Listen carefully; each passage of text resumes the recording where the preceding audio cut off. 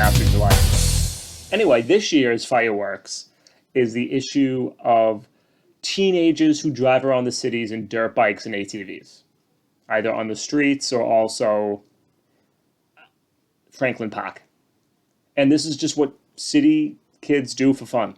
If I lived in the city when I was growing up, I would 100% try to get a dirt bike. And this is then a big thing about the noise. And again, it's very foolish that this is what a 450 million dollar publicly funded agency, the Boston Police Department, is spending all of their time worried about. So like I don't think it was a sting. I think it was like they've been targeting trying to find these ATVs and dirt bikes. This is what they spend their time on. Their clearance rate for solving murders is under 50%.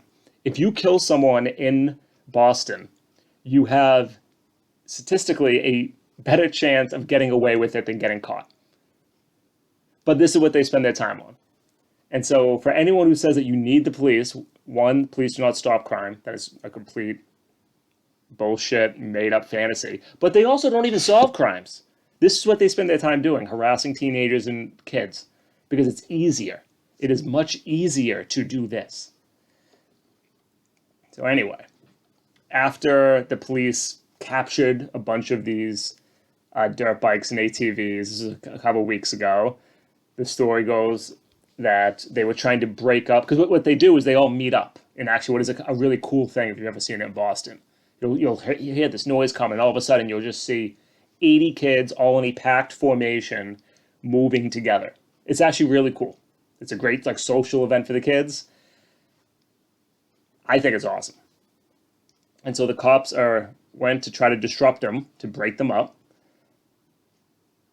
And then the the Boston Police Patrolmen's Association Twitter account, these people are tapped, says, and now the ATV choir boys are attacking our officers who tell us he suspect riding a dirt bike pulled aside one of our police vehicles and kicked the driver's side mirror after being told to vacate a gas station in Hyde Park. This is what happens when we embolden lawbreakers. So a teenager kicked the side of a cop car and drove away. And the Boston Herald is framing this as Boston police worry about an escalation in violence. Continuing, the officer driving the wagon was not injured. And again, they're kids who are pissed that the one fun thing that they do is being targeted and harassed by police who, again, aren't out there solving crimes and are just harassing these kids. I'm going to keep quoting from the BPPA president, Larry Calderon. And let's not forget that their former head of their police union is a alleged pedophile who, in their own internal investigation, looks like it's substantiated. And they kept him on the force and promoted him and elected him. But anyway, I'm sorry.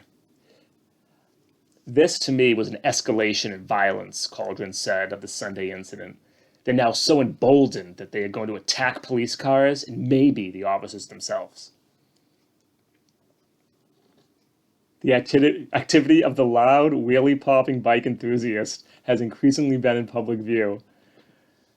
Okay, actually, this is a good second part. After several high-profile events that left one man hospitalized with a hand injury and ambulances unable to reach a pregnant woman who had been shot after bikers and ATVs clogged the city road. So they will always, talk about the second part first. Whenever there's a protest, whenever people are in the street, whenever you have kids on bikes, they'll say, oh, there was an injury somewhere else and that stopped EMS from getting there. Which, they could just go around it. They could do a different route. But one, they will always use that. So that is a cookie cutter argument that they will use again. Anytime there's a public demonstration, anytime there's a protest. You can throw that out. That's just part of it. They look to see where there's an incident, and then they say, "Oh, see that incident? No, we were stopped from doing it," which I call complete BS. Fraction of a second. The kids get out of the way for ambulances. Everyone does. But the second part about somebody being injured and hospitalized, because one thing you'll hear is, yes, we understand they're just kids. However, they are riding around recklessly, and someone's going to get hurt. Well, I'll tell you what, if you are a teenager riding around on a dirt bike or an ATV and you see those cop lights and the sirens and they start chasing you, you run away. Every study shows that the kids, whenever you do a high speed pursuit, it just increases the chances of somebody getting hurt. That's it.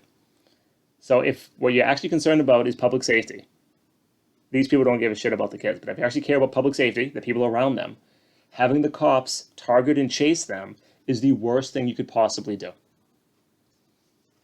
Let's focus on the fact that in 50 years from now, every single day in Boston during the summer is going to be over 90 degrees. Let's try to let's look at climate change. Let's look at the housing crisis. You got a couple dozen kids on dirt bikes. If that is the extent of your problems, you don't need 460 or $400 million a year to deal with it. But okay, let's talk a little bit about the MBTA, and then we're going to go to the Boston Mayoral Forum. So